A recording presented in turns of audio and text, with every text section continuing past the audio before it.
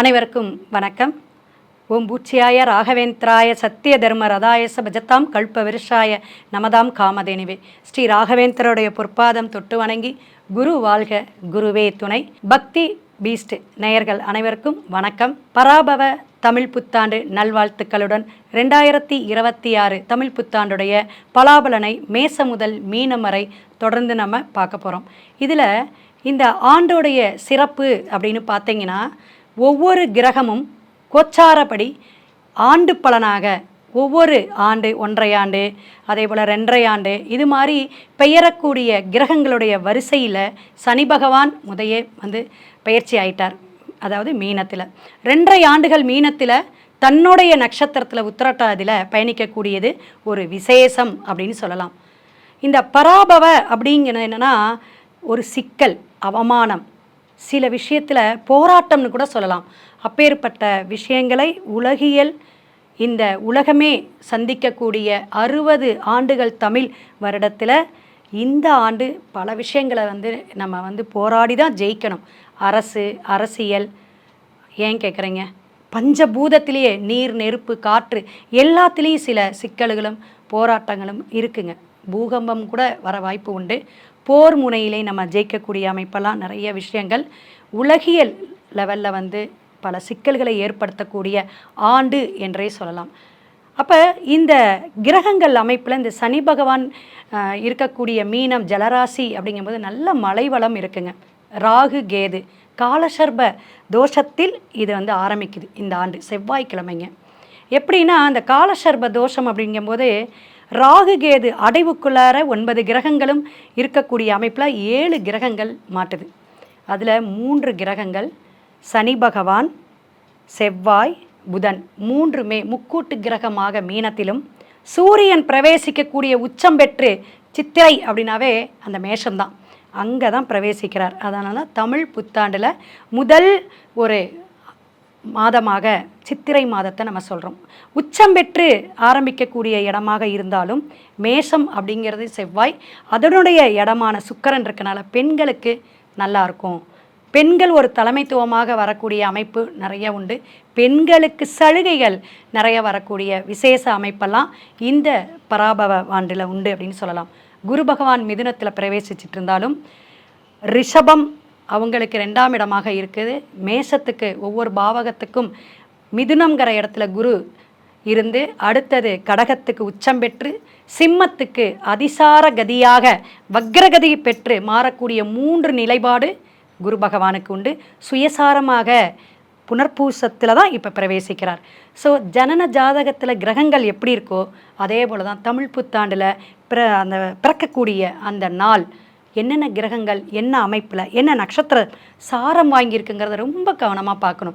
அப்போ நம்மளுடைய ஜாதகத்தில் என்னென்ன பிரச்சனைகள் வரும், என்னென்ன நம்ம ஜெயிக்கலாம், என்னென்ன விஷயத்துங்க நமக்கு நடக்கும், குடும்பம் சார்ந்து, நம்மளுடைய உத்தியோகம் சார்ந்து நமக்கு மாற்றங்கள் ஏற்படாதா, இப்படியே தான் இருக்குமா அப்படிங்கிறது. கேது பகவான் பார்த்திங்கன்னா சிம்மத்திலிருந்து டிசம்பர் 5ஆம் தேதி ராகு கேது பெயர்ச்சியாக ரிவர்ஸில் உங்களுக்கு மாறக்கூடிய அமைப்பு. இதுதான் இந்த ஆண்டு அமைப்பு அப்படிங்கிற தமிழ் வருடத்துடைய அமைப்புங்க. இந்த கிரகத்துடைய அமைப்பில் பல விஷயங்கள் ஏற்றம் இறக்கம் உண்டு. ஒவ்வொரு ராசிக்காரர்களுக்கும் பல விஷயங்கள் போராட்டமாக இருக்கலாம், தடையாக இருக்கலாம், தாமதமாக இருக்கலாம். அதெல்லாம் நம்ம வரிசையாக வீடியோக்குள்ளே போய் பார்க்க போகிறோம். அவங்களுக்கான நல்ல நல்ல பரிகாரங்கள், வாழ்வியல் மற்றும் திருக்கோயில் அமைப்பு, நம்ம என்ன பரிகாரம் எடுத்துக்கிட்டால் இந்த வருடத்தை நம்ம ஜெயிக்கலாம், வெற்றி காணலாம், நல்ல விஷயத்தை நம்ம சுபகாரியங்கள் நடத்தலாம் அப்படிங்கிறத தொடர்ந்து வீடியோவை பாருங்கள். தனுசு ராசி குருவுடைய அமைப்பு, குருவுடைய இருப்பிடம்னு சொல்லுவாங்க. மிக சிறப்பான பாக்கியஸ்தானம்னு சொல்லக்கூடிய தனுசு இந்த தமிழ் புத்தாண்டு பல மாற்றங்களையும் ஏற்றங்களையும் உண்டு. ஏன்னா ஜூன் வரையும் குரு பார்த்துட்ருக்கார். உங்களுடைய அதிபதி நேராக பார்த்துட்ருக்கார். உங்கள் குழந்தைங்க நல்லா படிக்கக்கூடிய காலகட்டமாக இந்த ஜூன் வரையுமே இருக்குது. அதுக்கப்புறம் படிக்க மாட்டாங்களா? ஏன்னா 8ஆம் இடத்துக்கு போயிடுறார். மறைவு ஸ்தானம் 6, 8, 12.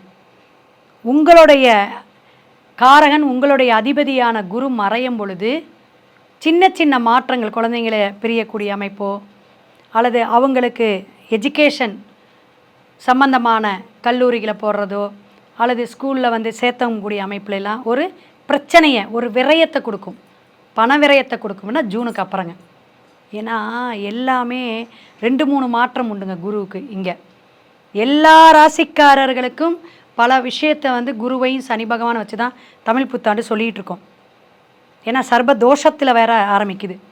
உங்களுக்கு பார்த்தீங்கன்னா ராகு பார்த்திங்கன்னா கும்பத்தில் இருக்கார். இப்போ அடுத்தது எங்கே வருவார்? 3ஆம் இடத்துலேருந்து 2ஆம் இடத்துக்கு இறங்கிடுவார் தனுஷு. அப்போ வந்து குருவருள் திருவருள் கிடைக்குமா அப்படின்னா, குருவருள் கிடைக்கக்கூடிய காலகட்டம் ஜூன் வரையும். அதுக்கப்புறம் திருவருள் தான் கிடைக்கணும்.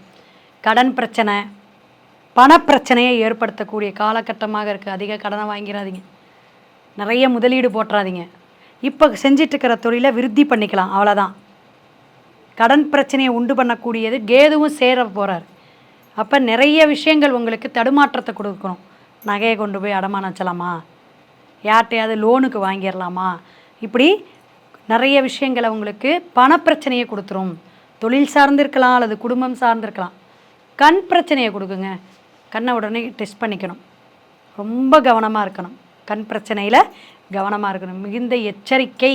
அப்படின்னா இந்த ராகு 2ஆம் இடத்துக்கு இருக்கனால பயணம் சார்ந்து அங்கே போனேன் இங்கே போனேன், நிறைய விசேஷம் வந்துருச்சு, உறவுகளுக்கு நிறைய பத்திரிக்கை வந்துக்கிட்டு இருக்குது, நல்லது வருது, அந்த காரியத்துக்கு போனேன்னு நிறைய அலைச்சல்களை கொடுத்துரும்.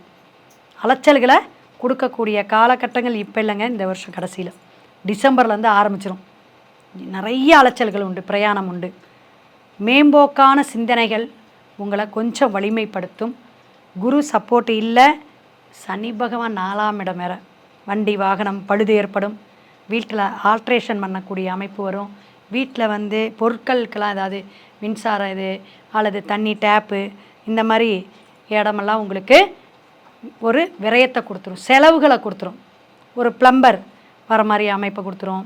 இந்த மாதிரி வீடு சார்ந்த பிரச்சனைகள் செலவுகளை கொடுக்கும். அப்படிங்கன்னா சனி அந்த வேலையெல்லாம் செய்வார். தண்ணி சார்ந்த விஷயங்கள், தண்ணி போக்குவரத்து, டாய்லெட்டில் பிரச்சனைகள், இதெல்லாம் இந்த வருஷம் உங்களுக்கு செலவுகளை கொடுக்கக்கூடிய அமைப்பு உண்டு.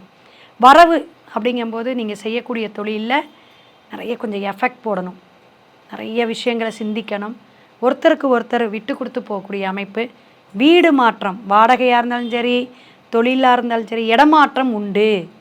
தனுஷுக்கு கண்டிப்பாக இடத்த மாற்றி விட்டுரும். ஏன்னா சனி கண்டிப்பாக அந்த வேலையை செய்வார். ராகுவும் பண்ணுவார். ராகுவும் நகர்ந்து போகக்கூடிய விஷயங்கள், அதனால் குடும்பத்தை விட்டு பிரியக்கூடிய அமைப்பு. இந்த வெளிநாடு வெளியூர் போகிறதுல தனுஷு போயிடலாங்க, நல்லாயிருக்கும். ஏன்னா 2ஆம் இடத்துல ராகு வரும்போது என்ன ஆகுனா, வெளிநாடு போகக்கூடியவங்களுக்கு சக்ஸஸை விசா கிடச்சிரும். எவ்வளோ நாள் பண்ணிக்கிட்டு இருந்தேங்க அப்படிங்கிறது கடைசியில் இப்போ வந்து ஒரு டிகிரி படிச்சுட்டிங்க, 4ஆவது வருஷம்னு வச்சுங்களேன். அப்போ அவங்களுக்கு என்னாகும், இந்த வருஷம் ப்ரொமோஷன் கிடச்சிரும். இப்போ வெளிநாடு கேட்குறாங்க, நான் போயிடலாங்க கண்டிப்பாக. வெளி தேசம், அந்நிய பாஷை பேசக்கூடிய இடத்தில் தொழில் கிடைக்கக்கூடிய அமைப்பு உண்டு. 4ஆம் இடம் சனி பகவான் அப்படிங்கிறது உங்களுடைய மன உளைச்சல், தாய் வழி வர்க்கம், இவங்களுக்கெல்லாம் கொஞ்சம் உடம்பு தொந்தரவாக கொடுக்கும். சுகராக இருந்தால் அதிகமாக்கலாம், பிபி இருந்தால் கொஞ்சம், மாத்திரை மருந்து அதிகமாக சாப்பிடக்கூடிய அமைப்பை கொடுத்துரும். கால் வலி, மூட்டு வலி, இதெல்லாம் கூட வீட்டில் பெரியவங்க இருந்தால் அவங்களுக்கெல்லாம் உபாதைகளை கொடுக்கும். அதிர்ஷ்டம், குருட்டு அதிர்ஷ்டம், இந்த லாட்ரி யோகம், அதே போல் ஷேர் மார்க்கெட்டிங், இதிலெல்லாம் கவனமாக இருக்கணும்.